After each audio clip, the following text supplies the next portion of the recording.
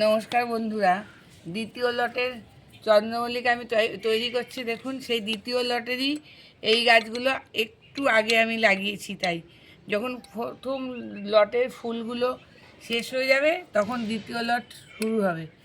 এইগুলো মাদার গাছ থেকে ছোট ছোট চারা করেছি। এইগুলো রিপোর্টিং করব আবার কিছুদিন বাদে। টব তৈরি করে রিপোর্টিং করব। ঠিক এইটুকুটুকু আমি প্রথমে বালির মধ্যে বসিয়েছি, সেকেন্ডবার এখানে বসিয়েছি, থার্ডবার এরকম রিপোর্টিং করেছি।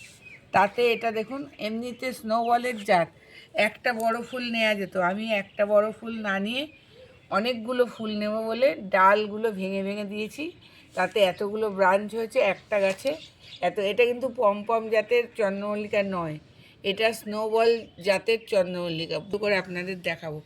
দেখুন কীরকমভাবে করি এসছে, এক সাথে এতগুলো করি, এক একটা মাথাতে পুরো ব্রাঞ্চ। যখন পুরো ফুটবে মনে হবে একটা ফুলদানি, অসম্ভব সুন্দর লাগবে। এটাতে এখন পাতলা খোলের জল ছাড়া আর কিছুই খাবার দেব না।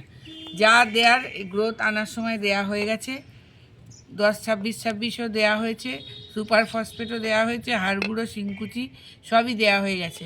আর কিছু দেওয়া হয় না। মাটি প্রস্তুতের সময় যা দেওয়া হয়েছে সেটাই এনাফ।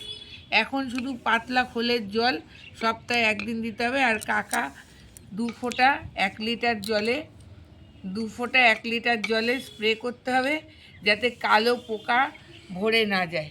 কাকা যদি আমরা স্প্রে করি, অন্তত 15 দিনে একবার সাব পাউডার গুলে স্প্রে করব, আর 15 দিনে একবার কাকা স্প্রে করব। তাহলে চন্দ্রমল্লিকাতে কোনো রকম রোগ পোকার আক্রমণ হবে না।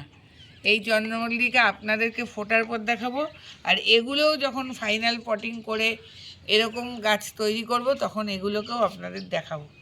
মাদার গাছ থেকে তৈরি করেছি। এগুলো লাস্ট সময়ে পাবো, ফেব্রুয়ারি মাসে, যখন কোনো চন্দ্রমল্লিকা থাকবে না, তখন আমার বাগানে এই চন্দ্রমল্লিকা গাছগুলোই আলো করে থাকবে।